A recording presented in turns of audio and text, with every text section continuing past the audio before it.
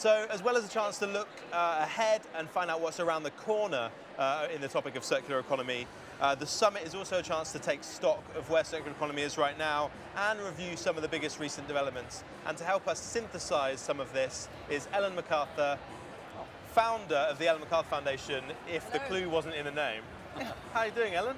I'm all right, thank you. How are you guys doing? Great. Pretty well. The end is in sight. Yes. I mean, I say that with it's a double-edged sword. It's a long day, but it's a long day. It's exciting though, isn't it? It's really exciting. I didn't know who the speakers were before coming along, so I've been as kind of amazed as the audience has. And I think it's been a real mixture of thought-provoking idea, a different narrative, lots of different angles, lots of people coming from different angles. I found it absolutely fascinating. What are some of the highlights for you? I think certainly the China discussion, just to have the presence of somebody so important from another country coming over, talking about the history of circular economy in China, I found that really interesting. You know, from someone who's looked at circular economy for the last 8 years, just to hear that come from him was really quite something. I found the discussions this morning really interesting.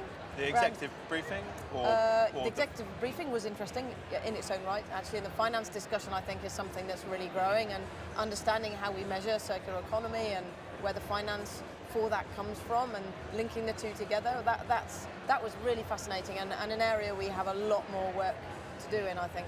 And then some of the discussions that were going on, you know, the presentations from earlier, the design around circular economy from IDEO really went right back. You know, where do we start from? We're designing a whole economy, and that making space to think, I found that quite interesting. You know, Sure. I find here it's like a line that you pick up from someone that says something that then it's really hard to listen to the next part because it makes you think. You know, your mind goes elsewhere because you're might take a few days before some of the dots get joined up. It's really interesting, and real mix of speakers from different areas. You have the unenviable task of trying to summarize everything at the end of today. I presume you're going to do this. Are you on stage? I am going to summarise. I've spinning frantically, that's why I'm slightly late. I saw frantically you, writing my notes. Because it's actually very hard to do. You know, how do you summarise a day that covers so many different topics? You know, from blockchain to cellular agriculture to the history of circular economy within China and where that's going. And you know, Yanis Potocnik, the previous EU Commissioner for the Environment, spoke this morning. And you know, he was talking about one element, and he was talking about resources and materials, and it's just my head is literally spinning. and as you say, you've been working on circular economy for the best part of a decade now. Where is circular economy in 2018, and what's next? I think this is quite interesting. We were discussing this yesterday evening before the summit as to the foundation. Basically was born here in 2010 with a goal to accelerate the transition to a circular economy, and if you look at 2010 through to 2025, which is a number we hear so much in the reports, a lot of the targets for 2025 when we look at the new plastics economy, a lot of the changes within business and their commitments to 2025, and you think, well, we're kind of halfway there from the beginning of the launch to 2025, and you know, when I look where we were then and where we are now, I mean, it does seem to be increasing at an exponential rate. That's a word that's come up a lot, but it really feels like it now. It really feels like it, yeah. And significant changes, even in 12 months. I think what's happened in the last 12 months is probably more than has happened in the previous 7 years.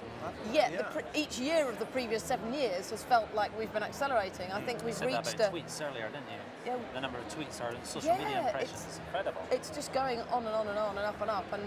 And the question is that it needs to be targeted. We actually need to be able to measure the change that's happening, because if we're feeling this exponential rise in interest around circular economy, that also needs to be matched by circular economy activity, within the broader economy, both big companies and small. But that change is definitely afoot. I had that excitement at the Exeter Symposium on Monday and Tuesday. 100 academics from all around the world, all presenting their papers or their research into the circular economy. And it just struck me how many people are working in this, because many people were turned away. There just wasn't the room for them. And to see that wealth of research going into the circular economy was fascinating and really shows that momentum that you were just talking about. Yeah, and it's interesting. I've talked to people here during the last break about the event and what they think of what's being presented, and I think quite a lot of people who are newer to this, who I've spoken to, were really amazed by the breadth of conversation. the presentations, the conversation, the general Yeah. theme around circular Well, in a economy way, is so broad. Some of those, a lot of those presentations weren't about explicitly circular economy, No. but they are completely connected with a transition to an economy that is different and ideally regenerative. And I think that, at the beginning, I mentioned, disruption. Disruption is something that, we talk about a lot at the foundation, disruptive technologies. We need to disrupt the linear system without question, because we know that the linear economy can't run in the long term. And these presentations have been about disruption.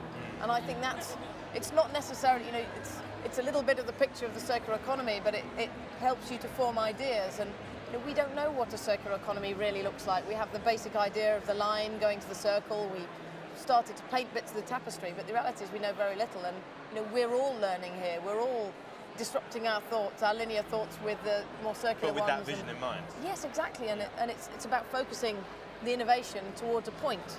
And that innovation comes from these conversations, in many cases. Well, you've got the tough job of synthesising again a bit later on, so we'll let you return to the roundhouse. Thank you very now. much. It's been good practice. Thank you. Thanks, Ellen. Thanks, Ellen. Good